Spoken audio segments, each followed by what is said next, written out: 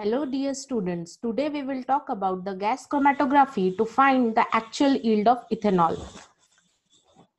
Gas chromatography is a technique used for the separation of volatile compounds. Volatile compounds are the compounds that get easily evaporated at room temperature.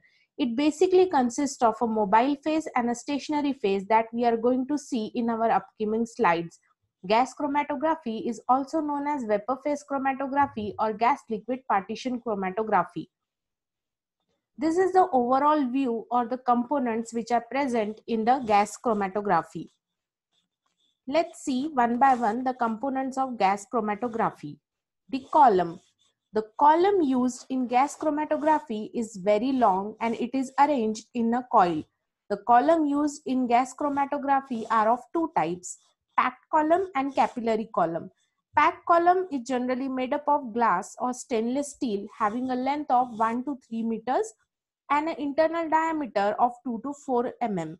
Whereas capillary column are very long, they are generally 10 to 100 meters in length, whereas they are made up of fused cords having an internal diameter of 0.1 to 1 mm. The column is placed in a chamber so that a uniform temperature is maintained. Now the stationary phase. The stationary phase is packed inside the inner wall of the column. Stationary phase is generally made up of silicon grease or wax which can withstand the high temperature. The mobile phase. Mobile phase used is generally inert gas like helium or unreactive gases like nitrogen. The mobile phase is kept in a cylinder which is connected to a column via molecular sieves. Molecular sieves separate the unwanted hydrocarbon, water vapor and oxygen that may interfere with the test sample during analysis. At the end of the column, there is a detector which detects our sample or which do the analysis of our sample. Now let's see the working of the gas chromatography. The sample which we needs to be separated is mixed with appropriate volatile solvents such as heptane, acetone or methanol. Just before the column, there is a septum that allows the injection of the sample. The temperature of the septum region is generally kept 20 to 50 degrees centigrade higher than the column. This allows the rapid volatilization of the sample. Once the sample is volatilized, it passes down the column where the separation occurs. During analysis, the temperature of the column is kept between 150 to 300 degrees centigrade. Let's see how the separation takes place. Separation occurs on the basis of the interaction of the molecules between the stationary phase and the mobile phase. The less volatile molecule interact more with the stationary phase and move slowly, while the more volatile molecule moves with the mobile phase and moves fast down the column. Once the separation is completed, detection is done with the detector which is attached at the end of the column. One of the most common detector which is used is flame ionization detector or FID. FID has 3 inlets for the carrier gas which comes from the column, and the other 2 are from the hydrogen and oxygen cylinder that ignites and produce the flame. Sample molecule reaches the flame, they get ionized and electrons are released with the flame. Across the flame, there are 2 electrodes, each with the positive and negative charge. Electrode detects the electrons generated by the ionization of the sample. Electrons are detected in the form of current which is amplified and it was detected by the computer. When the sample is detected, the computer gives the peak with respect to the retention time of the sample. The area under the peak gives the information about the concentration of the sample. If the concentration is less, then the area under the peak will be less, and if the concentration is more, then the area under the peak will be more.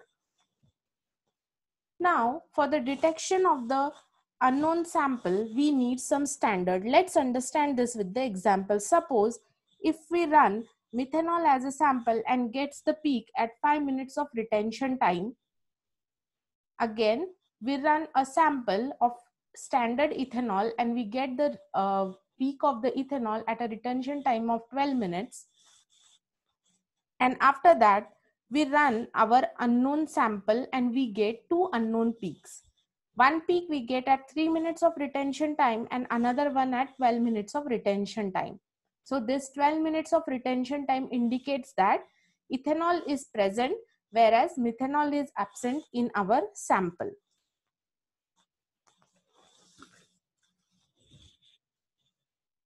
Now let's see the actual working of the gas chromatography, and I will also show you that how to inject the sample in the gas chromatography.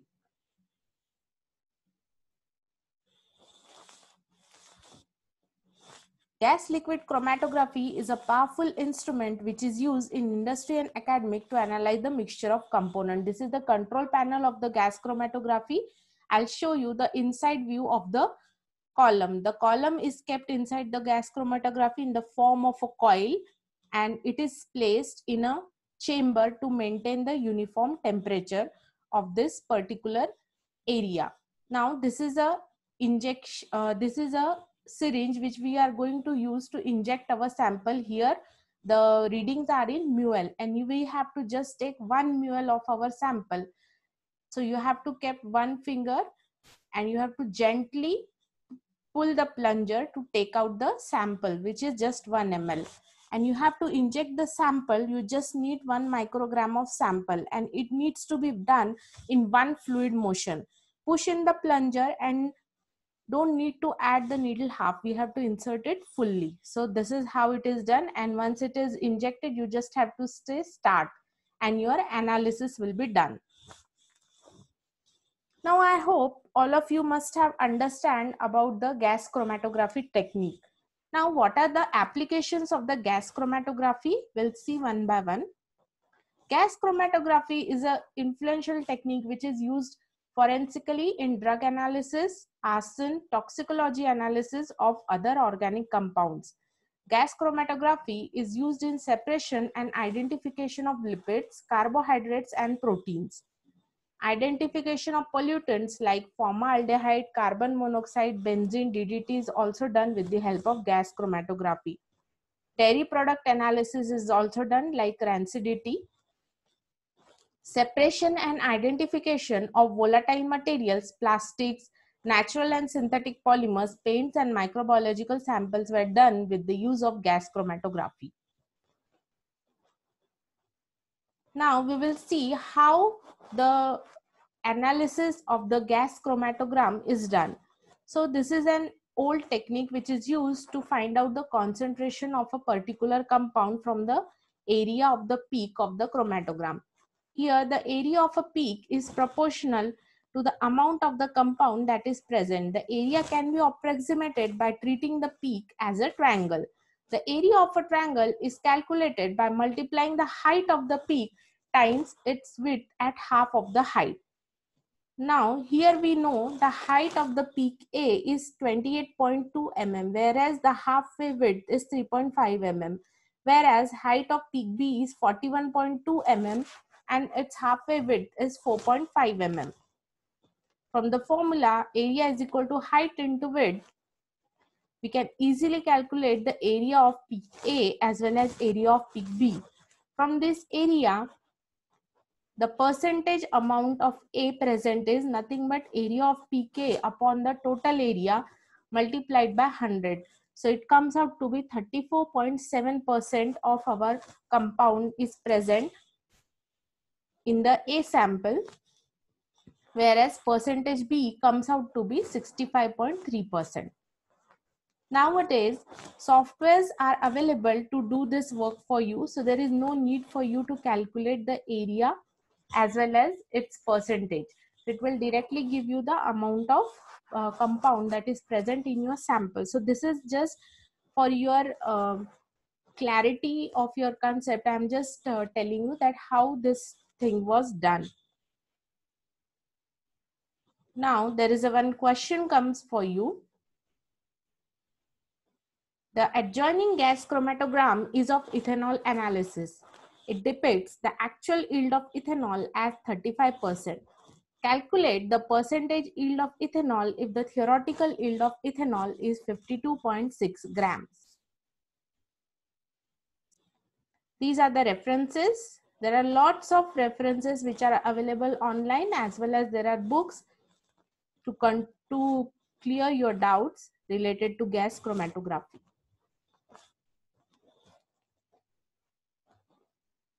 Thanks for watching.